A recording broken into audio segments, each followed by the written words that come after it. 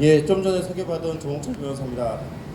제가 오늘 여러분들의 귀한 시간을 또 이렇게 뺏으면서 말씀을 드릴 기회를 갖게 됐는데, 사실 제가 이 자리를 하면서는 항상 걱정은 됩니다. 왜 걱정되냐? 도심 공공주택 복합 사업 알고 가셔야 된다라는 주제로 제가 여러분들한테 말씀을 드립니다. 그런데 솔직히 말씀드리면, 그러는 너는 얼마나 잘 알고 있냐라고 했을 때 솔직히 저도 기본적인 내용은 알고 있어요. 하지만 이게 진짜 어떤 것인지는 100% 이해하지 못합니다. 왜? 한 번도 해본 적이 없어서 그래요. 어떤 모양이 있어요. 우리가 흔히 말하면은 집을 짓는다 그러면은 이제 설계도 있고 막 그렇게 얘기를 해요. 이렇게 하고 무슨 색깔을 넣고 그다음에 이렇게 구면을 넣으니까 매칭을 올리고 쭉 다 얘기를 했지만은, 그렇게 지어졌을 때 진짜 우리한테 좋은 집이고 활용도가 높을까? 라고 했을 때 물음표를 달죠. 왜? 아직은 한 번도 지어진 걸 본 적이 없으니까 막연하게 추론을 하는 거예요. 저 역시도 여러분한테 드리는 말씀은 현재 있는 법을 가지고, 그리고 현재 있는 법들이 진행되어 있던 과정들을 가지고 약간의 막연한 말씀을 드릴 수밖에 없다는 건 이해해 주셔야 돼요. 하지만 지금 어떤 법에 있어서 지금 진행하고자 있는 것들이 밑그림이 무엇인지는 제가 여러분들한테 그래도 설명을 드릴 수가 있습니다. 그래서 오늘 이 자리를 마련하게 됐고, 그리고 이런 말씀을 드릴 수 있는 사람들도 지금 잘 없어요. 왜냐? 서로 이해관계가 첨예하기 때문에 한쪽은 찬성, 한쪽은 반대 이런 식으로 하기 때문에. 그런데 제가 오늘 드리는 말씀은, 저는 이 사업의 찬성론자도 반대론자도 아닙니다. 하지만 이 사업에는 문제점이 분명히 있습니다. 그 문제점에 대해서 말씀을 드려야 될 것이고, 그 다음에 혹시라도 민간에 재개발을 하더라도 문제점은 여전히 존재합니다. 그 부분에 대해서도 여러분들한테 역시나 말씀을 드릴 겁니다. 저는 어떻게 하다 보니까 변호사 타이틀을 달고 변호사 자격이 된 이후에는 토지 보상, 여러분들은 해당 사항이 없어요. 근데 택지 개발 같은 경우는 보면 보상금 증액을 더 받고 나가야 되는, 일단 내가 보상을 강제적으로 당하게 되고, 그래서 내가 보상금을 더 받아야 되는 입장에 몰린 분들이 상당히 많아요.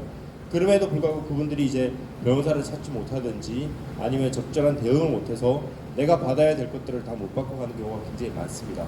그런 부분들을 저희가 이제 도와드리는 것으로 시작해서 지금까지 제가 16년, 17년 동안 변호사 생활하면서 저는 그 엄한했습니다. 그리고 재개발 지구에서도 제가 상당 부분 일을 많이 했어요. 재개발 지구 역시도 쫓겨나는 분들이 상당히 수 있기 때문에, 그런 쫓겨남을 받기 때문에 제가 오늘 이 자리에서 여러분들한테 어떤 결과인지에 대해서도 말씀을 드릴 수 있다는 겁니다. 우리 지역을 볼게요. 우리 지역은 딱 하나를 비교해요. 개발이 될 가능성이 있을까요, 없을까요? 라고 자꾸 묻는다면은 개발될 가능성이 굉장히 큽니다. 왜? 지하철역을 끼고 있거든요.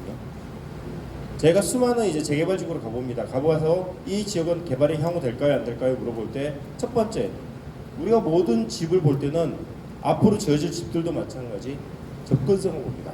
교통 대책이 있는지, 아니면 교통이 지금 현재 대책이 완전히 수립되어 있는지.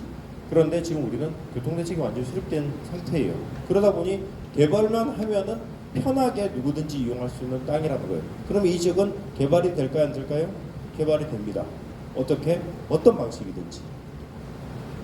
자, 먼저 국토부가 3080 주택 공급 대책을 해서 1차 선도사업지 후보지를 발표했습니다. 그 중에 하나가 저희가 들어가 있습니다. 당연히 좋은 지역이니까 이렇게 들어간 거죠. 그래서 지금까지 간담회를 해왔지만은 잘 안 되고 있어요. 왜? 실제 이걸 해본 적이 없는 사람들이 와서 자꾸 내 땅을 뺏어가서 헌집을 주면은 새 집을 준다는 것처럼 자꾸 얘기는 하고 있지만은, 그 말을 확실하게 서면화시켜서 도장을 준다는 사람은 아무도 없어요. 그냥 말만 해요. 그렇게 얘기만 해요. 그러다 보니까 여러분들은 선뜻 나서기가 힘든 거예요. 자, 그러면 우리가 지금 얘기하고 있는 도심 공공주택 복합 사업이라는 게 무엇인지 한번 볼게요. 이 사업을 하는 첫 번째 이유는, 그동안 민간 재개발에 의해서 재개발 지구의 도시 및 주거환경정비법이라는 법에 의해서 민간들이 재개발 조합을 설립하고 스스로 개발할 수 있게 그렇게 이때까지 다 풀어놨어요. 그래서 상당 부분 재개발들이 많이 일어났어요, 사실상. 그리고 재건축도 상당 부분 일어나고 있습니다. 근데 갑자기 어느 날 도심 공공주택 복합 사업이라는 얘기를 합니다. 이 얘기는 왜 나왔냐? 불과 2, 3년 전에 저희는 아파트 가격이 폭등하는 걸 봤어요. 아파트 가격이 폭등할 때 사람들은 무엇을 얘기했냐면 공급을 확대하지 않으면 아파트 값을 절대 못 잡는다라는 얘기를 하기 시작했어요. 그렇다 보면 공급을 늘릴 수 있는 방법은 신도시를 짓는 방법이 하나 있어요. 그래서 3기 신도시를 발표했죠. 그래서 여러분들이 고양, 하남, 부천, 인천, 광명도 지금 신도시 지역에 들어가 있고 신도시를 개발한다고 지금 계속 얘기를 하고 있습니다. 이미 택지 개발을 한다고 해서 다 선포된 상태예요. 그리고 플러스 도심의 재개발을 하려고 하니까 도심 재개발은 실제로 시간이 너무 많이 걸린다. 왜? 첫 번째, 민간 재개발을 하면 조합은 그렇게 전문성이 있는 집단들이 아니기 때문에 실제 계획을 수립하고 주민들의 이해관계를 상충하는 이해관계를 수립하기가 쉽지 않다. 그렇게 되면 시간이 걸린다. 자, 그럼 어떻게 되냐? 민간의 해서 재개발을 공공으로 주도형으로 뺏어서 급격하게 우리가 신도시 개발하듯이 개발하는 방식으로 가보자. 이게 도심 공공주택 복합 사업이라는 겁니다. 자, 그래서 첫 번째는 압도적인 아파트 물량을 단기간에 저렴한 가격으로 공급하겠다. 이게 정부의 입장이었습니다. 개발이 어려운 저이용 노후화된 도심의 역세권 저층 주거지 중고급 단지를 하겠다고 했는데 우리는 노후화된 도심의 역세권에 해당되는 지구가 되겠죠. 그래서 압도적인 물량을 공급할 대상지로 저희를 이제 선택을 일단 하나 해놓은 겁니다. 이렇게 됐을 때 어떤 부분이 좋아지냐? 여러분들한테 좋아진다는 얘기는 제가 말씀드려요. 하지만 사업 시행자한테 좋아지는 건 뭐냐? 용적률이 완화되고 아파트를 고층으로 줄 수 있고 인허가 절차 기간이 단축됩니다. 인허가 절차가 굉장히 깁니다. 실제적으로 잘 안 나옵니다. 그러다 보면 1년, 2년, 3년 이렇게 가는데 만약에 여기에 도심 공공주택 복합 사업을 한다면은 인허가 절차를 극단적으로 짧게 잡아서 최우선적으로 인허가가 날 수 있도록 도와주겠다. 국가가 나서서 지자체가 나서서 도와주겠다라는 얘기를 한 겁니다. 즉 아파트를 공급하기 위해서 단기간에 저렴한 가격으로 압도적인 물량. 자, 이렇게 해서 압도적인 아파트 물량을 단기간에 공공의 저렴한 가격으로 공급하겠다는 계획을 세웠습니다. 자, 그러면은 도심공공주택 사업을 하는 방식을 한번 볼게요. 사업 주체는 공공의 사업자가 됩니다. 흔히 말하면 우리는 지금 LH공사가 직접적으로 나서고 있습니다. LH공사가 나서고 있고 만약에 재개발하면은 민간 여러분들이 만약에 선정하는 조합장이라든지 조합원이라든지 내가 조합에 가입해서 조합을 결성해서 개발하게 되는 그런 방식이 될 건데 이 두 가지 방식 중에서 일단 저는 도심공공주택 복합 사업에 대해서만 얘기 드리겠습니다. 첫 번째, 도심공공주택 복합 사업을 하면은 이렇게 합니다. 여러분들 땅을 평가를 합니다. 평가를 하는데 그냥은 하지 않습니다. 여러분들의 이익을 대변할 평가사 한 명 선정해 주세요. 왜냐? 감정 가격에 여러분들 땅을 평가를 할 거기 때문에 임의로 하는 게 아니라. 그러면 사업 시행자인 LH에서도 하나 선정하고 지방자치단체에서도 한 명 선정하고 그리고 여러분들도 해서 3명의 감정평가사를 일단 선정을 합니다. 그래서 3명의 감정평가사가 여러분들 땅을 하나하나 평가를 합니다. 그래서 여러분들한테 금액을 통지를 합니다. 여러분들 땅은 이 정도 금액입니다 라고. 자, 그러면 저는 그 금액을 받아요. 그러면 저는 그때부터 이제 무엇을 하냐? 그 돈을 가지고 여러분들은 첫 번째, 내가 아파트를 신청하겠습니다. 내 땅을 만약에 내 재산을 2억에 평가를 했으면은 좋아요. 그러면은 저는 2억에 깔고 그리고 내가 아파트를 신청하는데 당신이 공급하는 아파트가 만약에 5억짜리면은 3억의 분담금을 앞으로 내고 나는 당신이 공급하는 아파트에 들어가겠습니다 라고 해서 2억의 내 땅을 LH공사에게 넘김이라고 사인을 하든지 아니면 나는 2억이란 금액이 너무 작아서 안 되겠어요. 난 적어도 그렇게 5억이란 금액의 아파트를 부담할 능력도 안 되고 그러면은 당신은 보상금을 받고 나가야 돼요 라고 합니다. 그러면은 나는 2억이란 금액이 작으니까 계약은 하지 않지만은 LH공사는 여러분들 땅이 이 사업지에서 필요하기 때문에 강제로 뺏어가는 절차를 진행합니다. 즉 2억을 줬는데도 안 팔겠다고 하면은 강제로 수용하는 수용 절차를 밟아서 다시 평가를 하고 그래서 평가된 금액으로 여러분들에게 강제로 공탁을 하든지 금액을 지급한 다음에 소유권 이전을 해가고 강제 개발을 합니다. 흔히 말해서 우리가 땅을 빼앗겼다라는 표현을 하죠. 도로 사업을 하든지 항만 사업을 하든지 신도시 개발을 하든지 내 땅을 강제로 빼앗기고 떠났다는 얘기하죠. 여러분들한테는 나중에 보상금이 나오면은 나는 아파트를 선택하든지 아니면 땅을 강제로 뺏기고 나가야 되는 둘 중에 하나의 역할만 담당해야 됩니다. 그게 지금 도심 공공주택복합 사업이 얘기하는 부분이에요. 이때 중요한 거는 자 그러면은 나에게 보상금을 좀 잘 주면은 고맙겠죠. 사실은 나에게 보상금을 잘 주면 내 땅이 한 2억짜리라고 하더라도 한 2억 5천 쳐주고 5억짜리 아파트 한 4억 5천에 공급해주면은 내 땅은 5천만 원 높여주고 일반적인 시세보다 싸게 공급하면은 그래도 나는 뭐 괜찮지 그 정도면은 국가가 나한테 해주는 배려인데 그렇게 생각할 수 있는데 첫 번째 발목이 잡히는 게 있습니다. 아까 얘기했죠. 압도적인 물량을 저렴한 가격에 공급을 해야 된다는 목표를 갖고 있어요. 즉 공급을 저렴하게 해야 돼요. 그래서 분양가 상한제를 정해놨습니다. 분양가 상한제는 여러분들한테 혜택이 가는 게 아니라 일반적인 공급을 하는 사람들한테 주변 시세보다 싸게 공급을 해주겠다는 겁니다. 그러면 여기에 들어오는 여러분들 말고 일반 시민들은 굉장히 이익을 보겠죠. 당연히 이걸 보죠. 하지만 일반적인 아파트보다 싸게 분양됨으로 인해서 결과적으로는 이 사업의 전체적인 수익이 낮아짐에 의해서 피해를 보는 사람들은 누가 되어야 되냐? 여러분들이 좀 더 낮은 가격에 내 땅을 내놓고 가야지만이 저렴한 가격에 공급이 가능합니다. 건물을 저렴한 가격에 공급하는 경우는 딱 세 가지가 있어요. 첫 번째, 땅을 싸게 매입하는 방법이에요. 그죠? 두 번째, 건설비를 굉장히 아끼는 방법이에요. 세 번째, 내 이윤을 하나도 안 가져가는 방법이에요. 자, 이 중에서 그러면은 여러분들 땅값을 지금 공급되는 땅값을 낮추기 위해서 할 수 있는 방법이 뭐예요? 기본적으로 이윤을 가져가야 될 것들을 LH공사는 포기하기가 어렵습니다. 왜? 이 사업 자체는 공익적 목적을 띠고 있기 때문에 이익이 어느 정도 남으면은 그것도 재분배를 해야 되는 사업이 또 있어요. 그리고 건축비 아낄 수 있나요? 건축비 아끼면 어떻게 돼요? 이번에 또 철거문 누락된 그런 아파트처럼 문제가 생기는 건물들이 나와요. 그리고 건축비도 아끼기 힘들어요. 그리고 건설회사들이 그렇게 싸게 건물을 짓지 않습니다. 자 그렇다면은 나머지 하나 방법은 토지를 싸게 매입을 하는 방법밖에 없다. 그래서 결과적으로는 압도적인 물량을 계속 똑같은 이게 방법입니다. 압도적인 물량을 저렴한 가격에 공급하기 위해서는 토지를 저렴하게 매입하는 방법을 취하는 게 최우선적인 방법이 될 가능성이 높다. 자 그리고 나서 이제 분양가 상한제를 정했습니다. 분양가 상한제에서 이제 싸게 분양을 했습니다. 그러면 저희한테는 이제 무엇이 주어지냐? 우리한테 혜택이 있어야 될 거 아니에요, 그죠? 우리한테 주어지는 혜택은 어쨌든 당신들 땅을 좀 싸게 샀다고는 치지만은 공급되는 아파트는 더 싸게 분양될 거예요. 만약에 여러분들 집이 3억이었는데 2억 5천밖에 배정을 안 했다면은 만약에 5억짜리 아파트를 하려면 3억으로 내가 배정을 받고 5억짜리 아파트를 살려면 2억을 내야 되는데 그래서 5억짜리 아파트인데 2억 5천밖에 안 쳐줬다고 하더라도 아파트를 4억 정도에 공급해 줄 거예요. 결국은 5천만 원이 더 남아요. 공급을 낮게 해주더라도 땅값을 싸게 하더라도 라고 얘기할 수 있어요.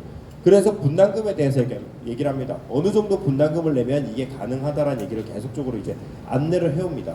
그런데 중요한 거는 이 안내된 이 분담금의 내역들이 실제로 그대로 적용돼서 우리한테 올 것인지에 대한 어떠한 확정적인 게 없어요.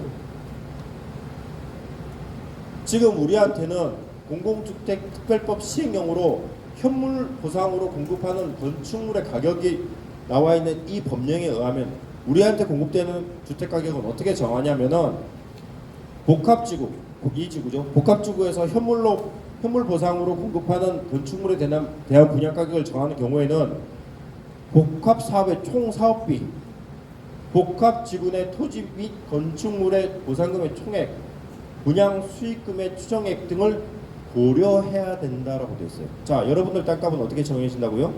앞으로 여기 사업비가 얼마인지, 여러분들 땅을 얼마에 매입했는지, 여러분들 땅을 건물을 얼마에 매입했는지, 그리고 얼마 정도의 수익이 남을 것인지를 따져가지고 여러분들 분양 가격을 정한다고 합니다. 자, 이제 여러분들 땅을 여러분들이 공급받을 아파트를 얼마에 분양하는지 정확히 이제 아시겠어요? 아시겠어요? 아시겠어요? 금액을 자, 결론은 말은 있는데 뭔지는 모르겠어요. 그래서 제가 말했잖아요.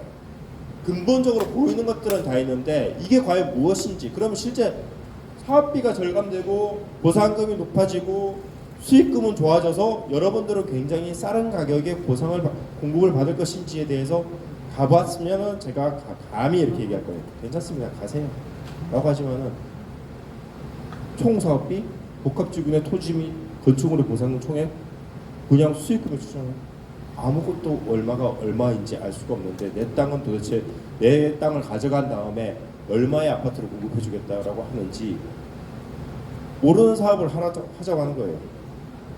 제가 한 번은 이렇게 얘기해봐요. 저한테 땅을 파세요. 저한테 땅을 파시면 제가 좋은 아파트를 꼭 공급해 드릴게요. 그런데 얼마에 살지는 묻지 마세요. 그리고 얼마에 팔지도 묻지 마세요. 일단 땅을 저한테 준다고 계약을 해주세요. 동의서를 써주세요.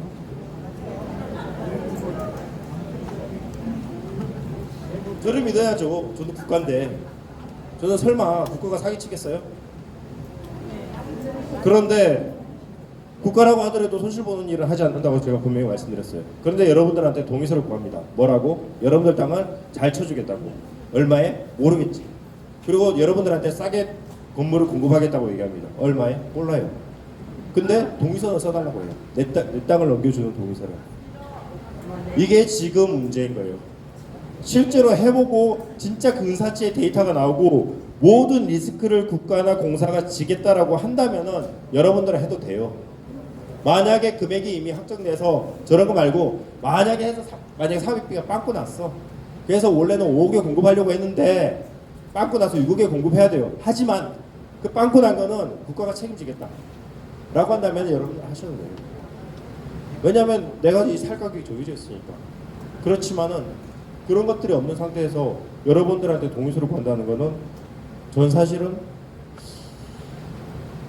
공사가 믿을 수 있는 국가기관인 거는 어느 정도는 인정해줘야겠지만 이걸 가지고 과연 주민들을 설득을 할 수 있을까 모르겠어요. 자, 이제 앞으로 동의가 들어옵니다. 동의는 예정지구가 되고 나면은 3분의 2 이상의 동의가 있어야 되기 때문에 상당히 어렵습니다. 그리고 면적도 지금 가반이 넘어야 되기 때문에 상당히 어려운데 중요한 거는 국공유지와 시유지는 면적에 계산이 되어서 지금 국공유지가 만약에 한 20% 있다면 20% 동의가 벌써 들어간 거예요. 그래서 동의를 구하기가 상대적으로 어렵잖아요. 더군다나 이제 문제는 뭐냐면 나중에 가면은 조금 생각이 달라지게 될 겁니다. 왜냐하면 여기 차하신 분들마다 생각이 같을 수가 없어요. 지분율이 낮은 분일수록 공공개발에 조금 더 끌릴 수밖에 없어요. 내가 들어가는 돈이, 내가 뺏기는 돈이 일단 작기 때문에 내가 아파트를 조금이라도 싸게 사면은 그게 이기지. 내가 얼마 갖고 있는 돈이 얼마 되기 때문에 공급만 좀 싸게 받아도 차익이 난다라는 생각을 가질 수 있어요. 하지만은 내가 어느 정도의 이제 주택을 갖고 있다든지 내가 어느 정도의 보상금 나온다면은 그 자체가 실제로는 묶여버리기 때문에 실제 동의를 할 수도 없어요. 근데 지분이 작으신 분들이 소유자 수에서는 절대적으로 많을 수밖에 없어요. 그러다 보니까 동의율이 상대적으로 될까? 이게 과연 동의가 3분의 1가 될까? 근데 의외로 되는 데들 꽤 있었어요. 이렇게 작은 지분을 가지고 내가 여기서 아파트를 조금 더 싸게 받을 수 있는 기회가 있다고 생각하니까 그런 부분들이 나왔습니다. 일단 주민 동의를 산정해서는 어쨌든 LH에서 유리해집니다. 그리고 지역을 만약에 내가 다시 여기를 이 당신들이 제시한 금액을 내가 받아들이고 분양 신청을 하거나 이 돈으로 내가 분양을 받겠다고 하지 않으면 이 지역에 쫓겨날 수밖에 없는 상황으로 됩니다. 그리고 외지인, 특히 여기 거주하지 않으신 분들은 사실은 여기가 빨리 개발되길 원할 거예요. 그래서 투자된 수익금을 빨리 환원받기를 원할 거예요. 소액 지분에 투자했던 그런 분들이 하나하나 이제 동의수 좌수로 넘어가기 때문에 상대적으로 여기 거주하시는 분들이 숫자에서는 밀릴 가능성도 있어요. 그러다 보니까 상당히 이런 부분들이 어렵다. 그리고 계속적인 분담금 얘기가 나오는데 분담금에서 나오는 모든 것들은 확정적으로 된 것들은 아무것도 없어요. LH의 설명에는 내용이 구성력이 없어요. 그거 당신 사인 찍어서 지금 나한테 내놔봐 라고 얘기를 하고 싶어요. 하지만 이럴 수 있어요라고 믿으세요라고 얘기하지. 그거 하나. 그리고 맨 마지막 항상 나와 있는 게 추정치임. 추정치임 그 얘기가 나와요. 여기 통화된 내용이 있잖아요. 뭐 맞을 수도 있겠지만 안 맞을 수도 있습니다. 그거에 대해서는 구속력이 없어요. 이게 담당자가 하는 얘기예요. 근데 담당자는 이렇게밖에 얘기 못합니다. 어떻게 얘기해요? 자기도 안 해봤는데. 앞으로 어떻게 될 줄 알고. 자, 지금 현재 여러 가지 문제점이 나옵니다. 이익 공유형으로도 얘기하고 뭐 지분 공유형으로도 얘기하고 여러 가지 얘기합니다. 그 얘기는 뭐냐면 당장에 사지 못하더라도 우리가 당신들한테 지분 일부만 갖고 여기서 살아요. 아파트를 살아요. 그러면 나중에 이걸 팔고 그때 이제 이익이 나오면은 서로 나눠 가지고 이런 얘기들을 합니다. 하지만은 주거 형태가 불안정해지면 내가 누구하고 같이 공유하고 있다는 것은 실제적으로 불안정한 주거 형태가 돼요. 팔기도 어렵고요. 내가 뭘 할 수도 없어요. 자, 그렇게 되면은 차라리 내가 평온하게 조금이라도 그 갖고 있는 차라리 전세가 나올 수도 있는 거지. 이게 내 지분 일부를 가지고 얼마만큼 살아야 될지, 그리고 지분에 대해서는 이익이 얼마만큼 될지 모르는 것 가지고 자꾸 나한테 얘기를 한다. 그 다음에 의무 거주 기간까지 하나하나 다 정해져 있다. 그렇게 본다면은 저희한테 주어지는 제약들이 너무 많은 거예요. 이게 도움을 주는데 제약을 이렇게 둬서 너는 함부로 움직이지 못하게 그렇게 막아놨기 때문에 그 부분에 대한 것들도 상당히 신경이 쓰인다 라는 것들을 이제 말씀드리고, 나머지 부분에 대해서는 저희가 이제 간단하게 제가 이게 이 부분에 대해서 유튜브로 찍은 것도 있고요. 그 다음에 여러분들한테 이제 설명드리는 것도 있는데 딱 하나만 아시면 돼요. 이 사업은 두 가지의 맹점을 가지고 있어요.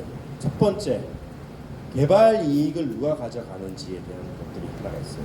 개발 이익. 두 번째, 여러분들은 그 개발 이익을 가져가는 방식과 안 가져가는 방식이 어떻게 차이 나는지를 잘 모르고 있는 상황에서 그걸 선택을 해야 된다는 건데, 예를 들어 볼게요. 택지개발지구였어요. 3기 신도시라고 하죠. 거기에 개발지구가 개발이 돼요. 그러면은 그 전답을 매입할 때, 만약 전답을 매입할 때 전답이 그린벨트 지역에서 만약 120이다 이렇게 평당 나왔다 그러면 120을 매입하는데 그 소유자가 이럽니다. 아니 이 땅을 사가지고 가서 당신들은 이걸 대지화시킬 거잖아 지금. 그리고 이 땅을 3천만 원, 4천만 원에 판다며 지금. 그러면은 그에 따라서 개발 이익이 엄청 남을 건데 땅을 살 때 그 이익 정도를 나한테도 해줘야지. 예를 든다면 내가 만약에 100만 원짜리 땅 갖고 있는데 누가 1000만 원짜리 건물을 지을 수 있다고 한다면은 이 사람은 나한테 와가지고 아 당신 그 건물 땅 100만 원짜리지만 나는 1000만 원짜리 건물 지을 거니까 한 700에 살게요. 600에 살게, 500에 살게 이렇게 제안을 하지. 나는 평당 1000만 원으로 될 건데 당신 땅은 100만 원이니까 100만 원에 살게 하면 우리 팔아요? 죽어도 안 팔지. 그런 식의 뭐냐면은 1000만 원짜리 땅으로 바꾸는 것까지는 나는 할 줄을 모르니까는 그래 그건 네가 해. 근데 네가 내 땅을 사가지고 1000만 원이라는 가격으로 팔 수 있다면은 내 땅은 100만 원이 아니라 한 500, 600만 원 이상은 사가. 라는 게 우리 생각이잖아요 보통. 그런데 신도시를 개발하는 지역에 가면은 어떻습니까? 당신 땅 150, 전달이 150이면은 그 땅 팔아서 3천만 원 나오더라도 보상을 3천만 원 해줍니까? 1000만 원 해줍니까? 아니요. 정확하게 현재 그 금액 그리고 주변 땅값은 또 뛰고 있는데 그 땅값 뛴 것까지 싹 다 배제하고 원래 이 개발이 없다는 전제에서 보상해줍니다. 개발 이익 배제죠. 주변 전납들은 벌써 200만 원으로 다 올라갔어요. 여기가 개발된다고 하니까. 근데 내 땅은 그 개발된다는 그것마저도 다 빼요. 그래서 결국은 내 땅은 120, 140 이렇게 보상이 돼요. 그 개발이 누가 가져갔습니까? 앞으로 지어지는 가격이 높아지는 것들은 사업 시행자가 가져가고 그 이익은 누가 가져갑니까? 나름은 국가기 때문에 인프라를 깐다고 해요. 간접 시설을 한다고 해요. 그러면 도로가 좋아지고 그 다음에 교통여건이 좋아질 거예요. 즉 여러분들은 내 땅을 희생해서 주변 가산 디지털 단지역 주변의 교통과 인프라 시설을 굉장히 좋게 하는데 희생을 하는 굉장히 위대한 분들은 남을 거예요. 실제로. 내 땅을 가지고 100만 원짜리 땅이 200만 원 됐으면 나는 그 200만 원을 내가 가져와야 되는데 내 땅을 100만 원짜리면 200만 원에 해놓고 100만 원의 차익은 여러분들한테 주어지는 게 아니라 여러분들 땅을 개발하는 인프라를 까는 데 쓰게 되는 게 지금 이 사업의 맹점이고 그게 개발 이익 배제예요. 설마가 아니라 실제예요. 그런데 제가 민간 재개발 사업도 그렇게 좋아하진 않아요. 왜냐면은 주민들의 이익이 100% 반영됐다고 생각하진 않아요. 하지만은 적어도 개발 이익이 있다면은 그 부분만큼은 민간 재개발은 여러분들한테 돌아가요. 물론 공원을 짓고 학교를 짓고 그런 부분에서 추가적인 인프라는 들어가지만은 그런 부분들은 최소한 희생을 하라고 하지만은 마지막에 그래도 뭔가가 금액이 이쪽으로 나왔으면 여러분들한테 조합원들한테 다시 배분이 되는 형식으로 돌아갈 수밖에 없는데 여기에서는 나중에 금액이 남아서 그렇다고 하더라도 여러분들한테 아 우리가 다 개발하다 보니까 이익이 얼마 남았는데 우리 배분을 할게요라고 하는 건 없어요. 그 나머지 이익은 어디 가냐? 다시 죄송한데 제가 끝내고 질문 받을 거예요. 다시 인프라로 들어가요. 그렇게 되기 때문에 이 부분이 개발 이익이 배제된다는 게 치명타예요. 그러면 이 가장 큰 차이점이 어디서 왔냐? 일반적인 민간 재개발은 도시 및 주거 환경 정비법이라는 법률이 있습니다. 그 법에 의해서 합니다. 근데 지금 도심복합 공공주택 개발 사업은 공공주택 특별법이라고 해가지고 그 법은 뭐냐? 3기 신도시를 개발하는 신도시를 개발하는 법이에요. 그 법의 번외편 그냥 일부가 들어가서 여러분들을 그렇게 개발한다고 되어 있는데 그 모토는 개발 이익 배제예요.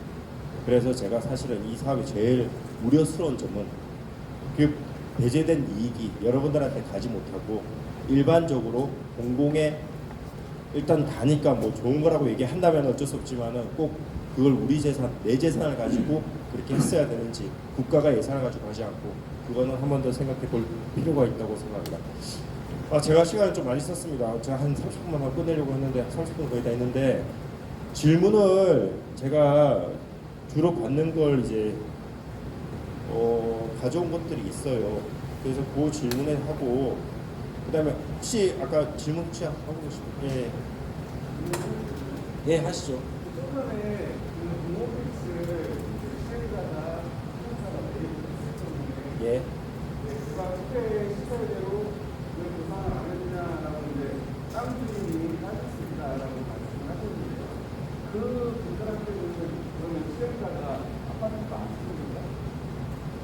지금 제가 말씀드리는 거는 개발 이익이 없다고 말씀을 예. 하셨는데 그 사람들한테 분명히 아파트를 지금 하는 걸로 저는 알고 있습니다. 이렇게 돼요. 정확하게는. 자, 아까 말했죠.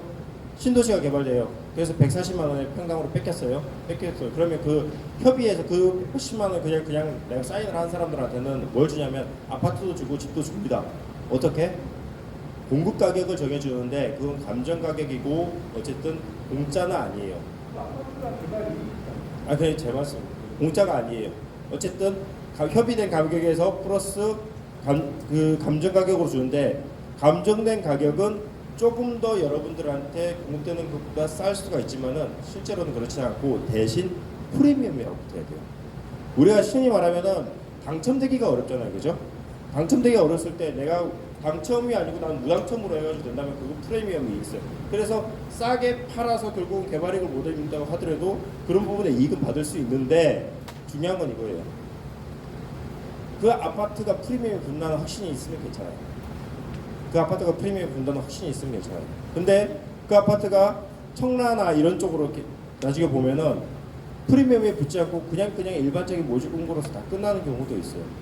그러면 그거는 내가 보상금을 140억을 안 받고 2일을 해가지고 160 받고 이런 다음에 다퉈가지고 싸운 다음에 그리고 그 아파트는 따로 내가 그냥 부양 신청해가지고 받아내면 끝이었는데 괜히 이걸 준이 많이 해가지고 나는 보상금도 적게 받고 개발료까지 보상 다 받은 다음에 개발된 땅을 또 받았는데 그 땅 자체는 실제로 나한테 그렇게 이익이 되지 않는 경우가 있어요.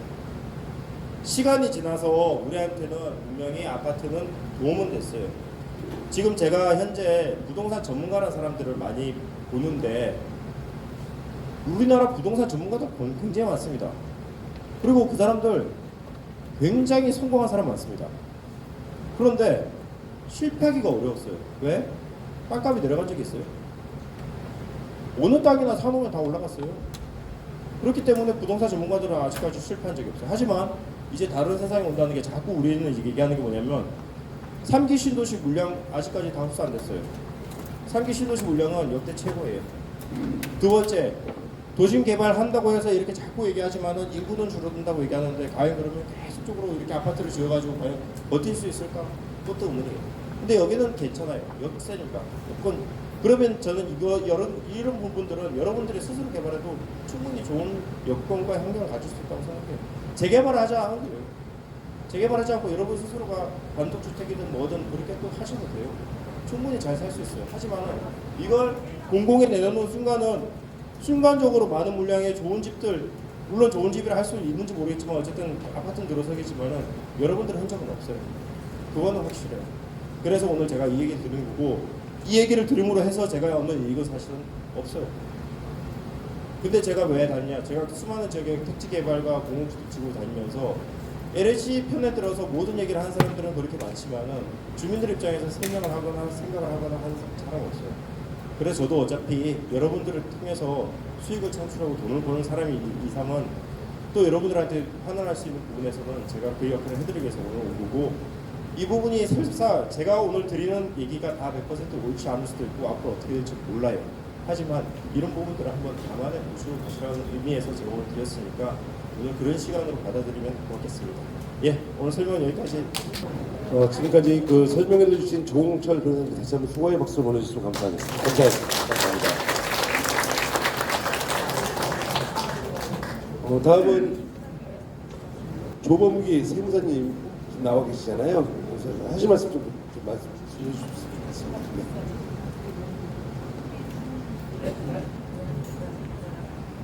네, 안녕하세요. 저는 그 세무회계 나무의 대표 세무사로 있는 조범기 세무사입니다. 저는 그 국세청에서 하여튼 30년 정도 근무하다가 한 2년 전에 이제 퇴직을 하고 지금은 이제 개인 세무사무실에서 지금 대표 세무사로 있습니다.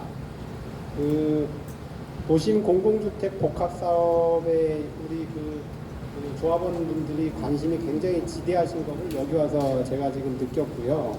이 복합 사업이 어떤 사업인지에 대한 그것이 제일 어떻게 보면 중요한 관심사인 것 같고, 거기에 이제 같이 묶이는 게 항상 이제 세금 문제가 엮이기 때문에 그런 부분들에 대해서 궁금하신 게 있으면 제가 좀 설명을 드려서 여러분들이 찬성을 할 건지 반대를 하실 건지를 의사결정하시는데 조금이라도 도움을 드렸으면 해서 제가 이 자리에 참석하게 됐습니다.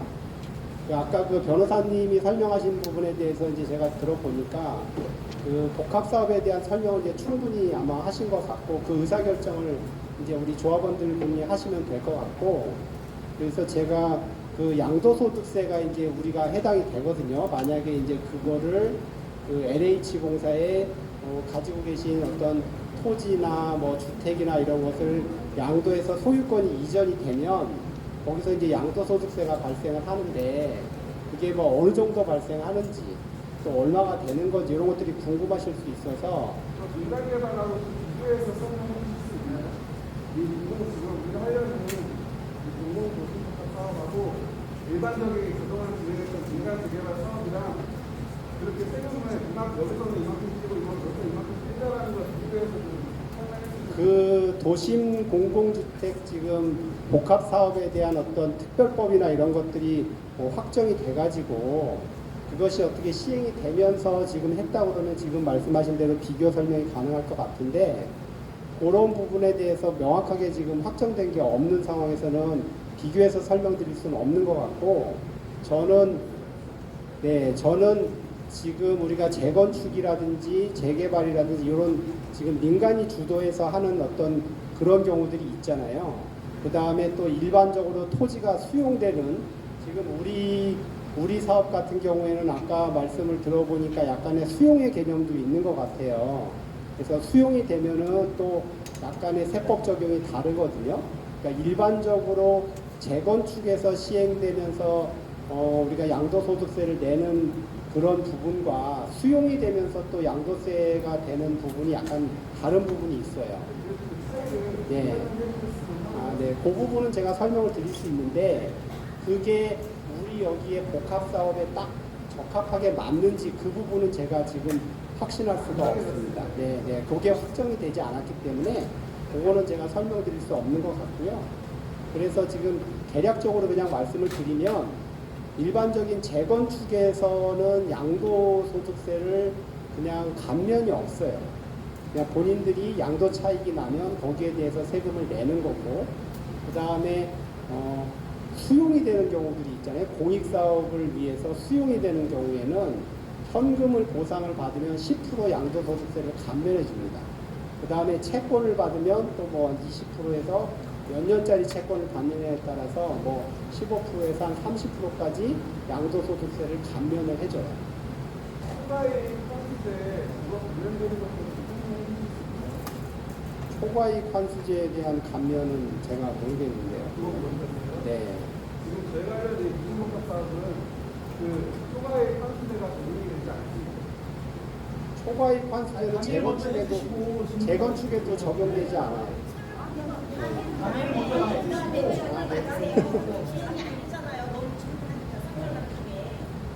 제가 그래서 각각 어떤 질문을 받으면 좋은데, 그래서 사전에 제가 우리 그 주최 측한테 질문을 몇 개를 가져왔어요. 그래서 그 부분을 일단 그냥 읽고 설명을 드리면 여러분들이 궁금하신 것이 될 수 있잖아요. 네, 그래서 그 부분을 제가 좀 설명을 드리면 어떨까 싶습니다. 네. 이쪽으로 가서 해도 될까요? 아니면 그냥 여기 앉아서 좀 하면 안 될까요? 아, 네. 여기 좀 자료가 있어서 이걸 보면서 하다 보면 손이 없어서.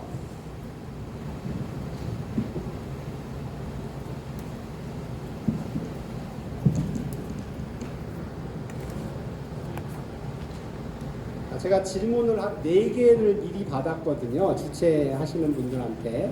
그러니까 여러분들하고 어쩌면 공통의 그런 어떤 관심사가 될 수도 있으니까 그냥 일단 한번 먼저 들어보시고 그 다음에 또 개별적으로 궁금하신 것들은 제가 좀 질문을 받는 걸로 그렇게 진행하도록 하겠습니다.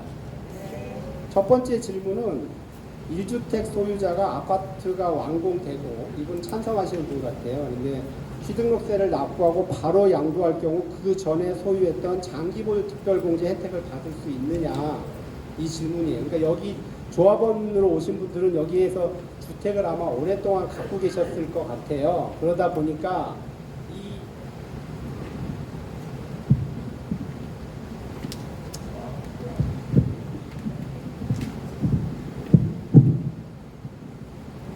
그 재건축의 아파트와 여기가 아마 이제 동일한 방식일 것 같긴 한데 아직 뭐 확정되진 않았으니까. 그러면 제가 그냥 그 재건축 관련돼서는 이런 식으로 지금 보통 이제 적용이 됩니다. 처음에 내가 주택을 갖고 있잖아요. 지금 갖고 있어요. 그러다가 이제 도심 복합 사업을 시행하겠다 뭐 이렇게 해서 이제 확정이 되면 재건축 아파트 같은 경우는 관리처분 계획 인가가 납니다. 그러면 관리처분 계획 인가가 나는 그 시점이 아주 중요해요. 그래서 그 시점까지 한번 잘라요. 그래서 종전에는 주택으로 가지고 계시다가 관리처분 계획 인가가 나면 입주권으로 바뀝니다. 그러면 이제 공사가 막 진행이 되죠. 아파트가 지어지면서 공사가 진행이 되는 요 과정에서도 또 파실 수가 있고, 그 다음에 계속 진행이 되다가 이제 준공이 났어요. 그래서 뭐 사용 승인이 나가지고 입주를 하라고 그렇게 해서 통지를 해주겠죠. 재건축 조합에서. 그렇게 되는 단계까지가 또 한 단계가 돼요. 그리고 나서 입주가 되고 나서 쭉 살면서 또 이제 나중에 파시는 분이 또 있을 거고, 그래서 단계가 이렇게 나눠지거든요. 이렇게 1단계, 2단계, 3단계로 재건축의 큰 그림은 그렇게 나눠집니다. 그래서 이분께서 물어보신 거는 아마 예전에 조합원으로 있었던 거죠. 지금 여기 사시면서. 그러다가 관리처분 계획이 또 지금 우리는 아직 나 있지 않은 단계인데, 그것이 이제 아파트로 해가지고 찬성이 되고 입주가 된 다음에 만약에 팔게 된다면 지금 아시지만 뭐 2년 이상 거주를 해야 된다는 세법의 규정이 있다 보니 이제 요게 궁금하셨던 것 같아요. 내가 옛날에 보유하고 거주했던 그 기간에 대해서 장기 보유 특별 공제를 받을 수 있느냐 이렇게 물어보셨는데 이거는 받을 수 있습니다. 네, 그래서 예전부터 이렇게 내가 관리처분 계획인가 나기 전부터 보유하고 거주하고 있었던 그 기간을 모두 인정받을 수 있어요. 네, 모두 인정받을 수 있으니까, 그래서 장기 보유 특별 공제 혜택을 받게 되면 세금이 많이 줄어드니까 나중에 요거를 팔게 되실 때도 충분히 의사결정해서 파실 수 있을 거라고 생각합니다. 두 번째 질문, 주택으로는 지금 한 6억 정도 됐는데 아파트에 내가 팔게 되면 12억에 팔았다. 그러면은 양도세가 얼마냐 이렇게 또 질문하셨어요. 근데 1세대 1주택은 고가주택이 12억 원으로 바뀌어서 1세대가 1주택을 가지고 계시면 12억 원까지는 양도세가 없습니다. 그래서 이 질문은 양도세가 1세대 1주택이라면 없고, 만약에 1세대 2주택이라면 그러면 내가 집을 두 채 갖고 있다. 그러니까 세대가 2주택이죠. 그러니까 본인이 2주택이 아니고 뭐 남편도 갖고 본인도 갖고 하면 2주택자, 또 아들이 같이 갖고 있으면 3주택자가 되고 이렇게 됩니다. 그래서 여기서 뭐 주택을 여러 채 갖고 계신 분도 있을 테니까. 그렇다면 양도소득세를 납부하셔야 됩니다. 양도소득세는 아시지만은 그 양도가액에서 취득가액을 빼고 그 남는 양도 차익이 있을 거예요. 옛날에 내가 뭐 2억에 샀다. 근데 지금 뭐 한 10억 된다. 그러면 한 8억 정도의 양도 차익이 났잖아요. 그럼 거기에서 이제 장기보유 특별공제라고 아까 여쭤봤던 그런 장특공제를 해줘요. 1세대 1주택자는 보유 4%, 거주 4%에서 8%의 기간을 곱해서 80%까지 받을 수 있고, 만약에 1세대 1주택자가 아니라면 2% 해가지고 15년까지 이렇게 받을 수 있습니다. 그래서 1세대 1주택자는 8단이에요, 8단. 내가 거주하고 보유 다 했으면 그냥 8단, 구구단 8단을 생각하시면 됩니다. 그래서 8단에 10을 곱하면 10년간 내가 거주도 하고 보유도 했다 그러면 80%를 받을 수 있으니까 세금이 거의 없습니다. 거의. 그래서 오랫동안 가지고 계셨던 분들은 집하실 때 세금 걱정은 별로 안 하셔도 된다. 그렇게 말씀드릴 수 있습니다.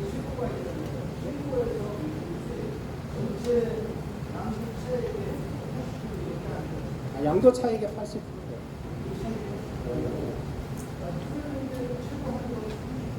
그러니까 지금 말씀드렸잖아요. 그 30%라고 하는 거는 1세대 2주택자라든지 토지라든지 이런 것에 대한 상가, 이런 부분에 대해서는 2%에 15년을 해줘서 둘이 곱하면 2단이잖아요. 2단 곱하기 15년 하면 30%가 나오는 거고, 주택은 국민의 어떤 거주를 우리가 안정화시켜야 되는 목적이 있잖아요. 정부의 입장에서는. 그러다 보니까 80%까지 해줍니다. 네, 그래서 강남의 아파트를 만약에 오래 보유하신 분이 팔아도 세금이 거의 없어요. 80%까지 해줍니다. 네?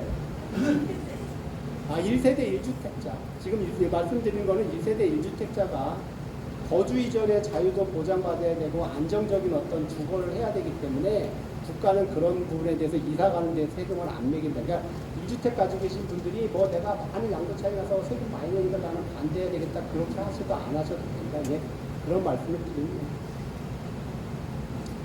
그 다음에 이 주택 두 채를 소유하신 분이 보상 시점에 종전 자산 가치가 낮아 아파트 30평을 한 채 받고 나머지는 현금 청산한다면 1세대 2주택자로 적용되는지, 세금은 얼마나 되는지, 세율은 어떻게 되는지 이걸 또 물어보셨거든요.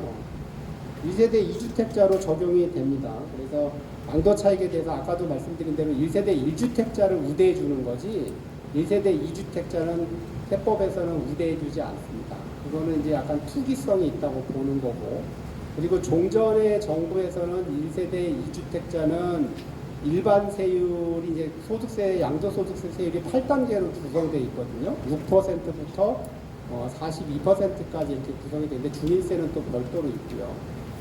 그런데 지금 종전에는 2주택자는 기본 세율에 플러스 20%를 했고 3주택자는 플러스 30%의 세율을 적용했기 때문에 그러니까 72%까지 아주 그래도 엄청난 세금이었죠 옛날에. 근데 윤석열 정부가 들어오고 나서 지금은 중과하지 않습니다. 그러니까 1세대 2주택자도 그냥 기본 세율로 내신다 이렇게 생각하시면 됩니다.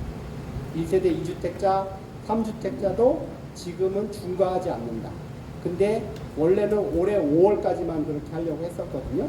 근데 1년 연장이 됐어요. 그래서 내년 5월까지도 1세대 2주택자든 3주택자든 집을 팔아도 그냥 기본 세율로 내시면 되고, 장특공제는 아까 말했듯이 15%?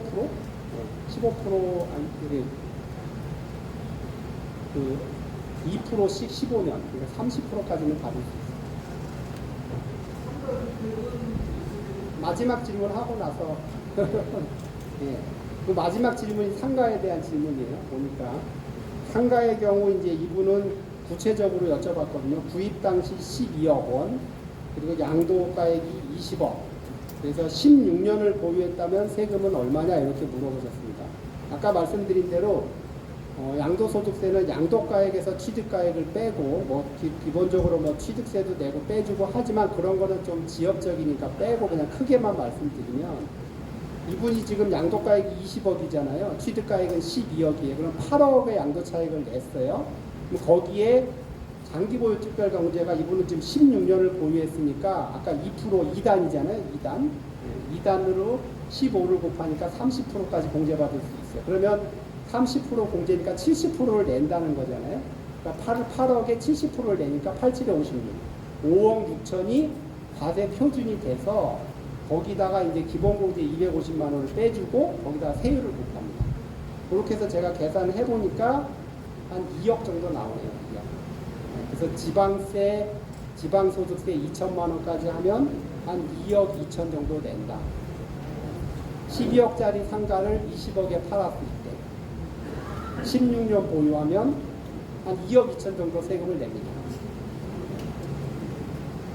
그래서 우리 이게 복합사업이 만약에 이제 수용의 개념이라든지 이런 개념으로 해서 감면이라든지 이런 규정들을 넣어준다면 그 특별법 안에다가 넣어준다면 거기서 뭐 10% 정도는 공제받을 수 있지 않을까. 만약에 현금 보상 받는다면.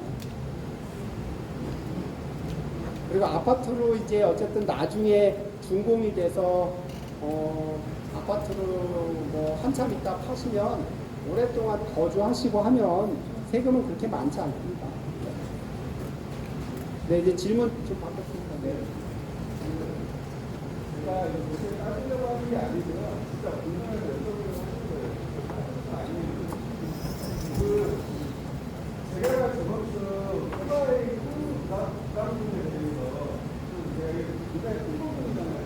현행 법상 기존의 민간사에서 시행을 하는 모든 재개발 제도직에 해당하는 조합원들, 원주민들에게 부과하는 내가 얻은 시세 차익에 대해서 원래 기존에 3천만 원이었죠. 최근에 1억 원으로 올랐습니다. 그 1억 원 이상에 대한 시세 차익을 얻게 되면 그 부분에 대해서 적으면 10%, 많으면 50%까지 부과를 하도록 되어 있는 게 재개발 제도직 초과의 포인트 부담들이에요. 그렇죠? 맞죠? 이 부분이 지금 현행법상 어떤 재개발이나 재건축으로 다 적용이 돼서 그 조합원들, 해당 지역에 땅을 제공하는 원주민들에게 분양가에 그 분양 금액에 포함을 시켜서 부과를 하고 있습니다. 맞나요? 재개발도 해당됩니다. 재건축의 초과이익 환수가 부담된 지역이 어디 있나요? 지금 말씀하신 그게 어느 아파트 단지에 뭐 지금 현재 실질적으로 부과가 된 데가 있어요? 현재요? 예. 제가 강남에서 지금 살고 있거든요. 저희 동네는 그게 없어요. 그러니까 지금 말씀하신 그거는 이론상으로는 존재했는데 실질적으로 부과돼가지고 해준 그 단지가 있냐는 걸 여쭤보는 거예요. 어디가? 강남에서도 그거 재건축 초과이익해서 부과된 데가 없어요. 어디가요? 투가의 지역이 왜 분남만이에요? 포항 전 지역에 아, 지금 투기과열지구 다 해제됐어요. 조정 대상 지역 다 해제되고 강남과 용산만 남아있어요. 투가의 지역이랑 상관이 없어요. 사장님 정문 네, 하여튼 뭐 초과이익해서 지금 부과된 데는 제가 알기로는 없는 것 같고 저는 강남에 제가 말씀드리지만 저는 거기 살고 있기 때문에 거기 제가 세무사를 하니까 여기저기 이미 알고 있잖아요. 근데 아직까지 부과된 데는 못 들었습니다. 기존에 분남도 그런 지역에서는 재개발 지역이 재건축. 네. 지금 말씀하신 그거 제가 이 정도로 알고 있어요. 근데 아직까지 부과된 데는 없었던 걸로 알고 있습니다. 저는 제가 지금 자료를 좀 드릴까요? 부가된 지역에 있는 네, 그건 나중에 그러면은 제가 뭐 개인적으로 좀 알아보고 또 다른 질문 간단히 있으시면은 네. 제가 저희가 감정평가를 계산하기 편하게 5억의 감평을 받고 5억 분담금을 내고 이제 등기 후에 15억에 팔았어요. 그리고 제 원가는 10억입니다. 10억인가요? 감정가도 제 원가가 포함되어 있어요. 감정가가 아니고 그 권리가액이라고 하거든요. 그러니까 이제 그 재건축 같은 경우에는 관리처분계획 인가가 나는 때에 감정을 조합해서 딱 받아요. 그래가지고 권리가액을 산정해 줍니다. 그러면 그 시세차의 5억에 대한 거는 공전자산 5억에 대한 거는 장기 보유로 1주택일 경우에 빼주나요? 빼주죠. 네. 그게 이제 지금 말씀한 것처럼 크게 그 재건축이라든지 여기도 아마 그런 식으로 계산이 될 것 같은데 그 계산의 방식이 4가지가 나와요. 어떤 방식이 나오냐면 그 관리처분 계획이 딱 나는 그 시점에 어떤 분은 분담금을 더 내는 분이 있을 거고 어떤 분은 나는 좀 작은 데로 갈 거야. 그러니까 내 거기 지구보다 작은 데로 가니까 분담금을 돌려받는 분이 있어요. 그래서 분담금을 내는 지금 말씀을 하신 것 같아요. 그 다음에 그렇게 돼서 중간에 아파트가 준공되기 전에 또 파시는 분이 있어요. 입주권인 상태에서 파는 분이 있고 아파트가 지어진 다음에 또 파는 분이 있어요. 그래서 경우가 4가지로 나옵니다. 4가지. 그래서 계산 방식이 되게 복잡해요. 여기서 설명드리기 되게 어렵고 아까 말씀하신 것처럼 내가 권리가액이 5억으로 인정을 받았고 그 다음에 내가 추가 분담금을 5억을 냈잖아요. 그리고 그거는 내 다 취득 원가에 들어가고 장기보유 특별공제도 아까 말씀하신 것처럼 관리처분계획 인가 남기 전까지는 다 받아요. 그리고 그 다음에 추가로 낸 5억에 대해서는 그때부터 받아요. 그때부터. 그 대신에 조합원 입주권인 상태에서 팔면 못 받아요. 준공이 나고 나서 팔면 또 그 부분은 잘라서 다시 또 받아요. 그래서 되게 복잡합니다. 선생님, 지금 저희가 이제 개인적인 이야기는요, 더 궁금한 얘기는 재건축하고 재개발이 뭔지 주민들이 모르는 사람이 있어요. 그거에 대해서 재건축하고 재개발. 재건축은 그냥 아파트의 그런 조합원들이 모여가지고 하는 게 그냥 소규모로 하는 게 재건축의 개념이고요.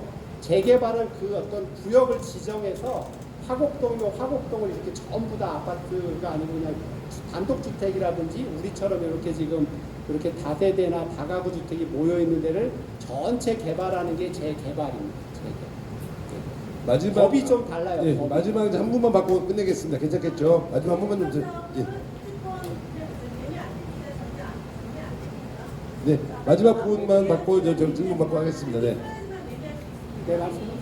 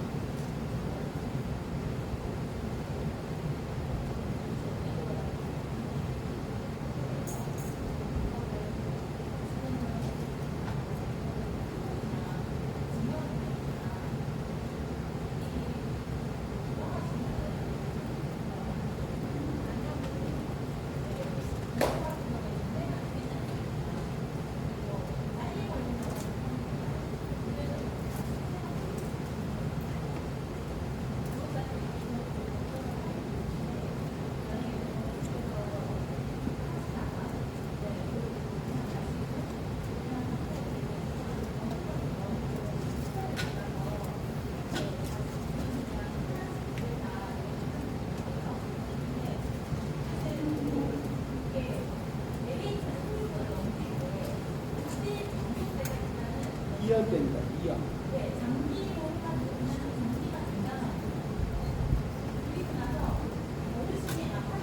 근데 그것도 아직 확정된 건 아니죠. 가세 2년, 어쨌든 가세 2년.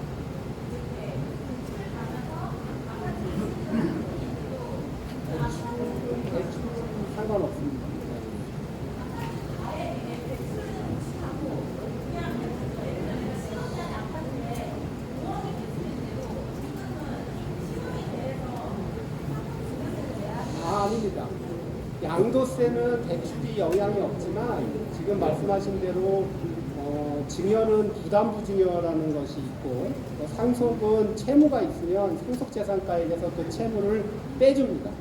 그러니까 10억짜리가 5억에 만약에 내가 아버지가 뭐 10억짜리 아파트를 아들한테 물려주는데 5억에 지금 말씀하신 대로 채무가 있으면 상속재산가액은 5억입니다. 5억. 아, 네. 네. 오늘 우리 변호사와 세무사업계는 가산력 세권 발전 설명에 참여해주셔서 너무 감사하고요. 고맙습니다. 돌아가실 때 조심 들어가시고요. 또한 궁금한 사항은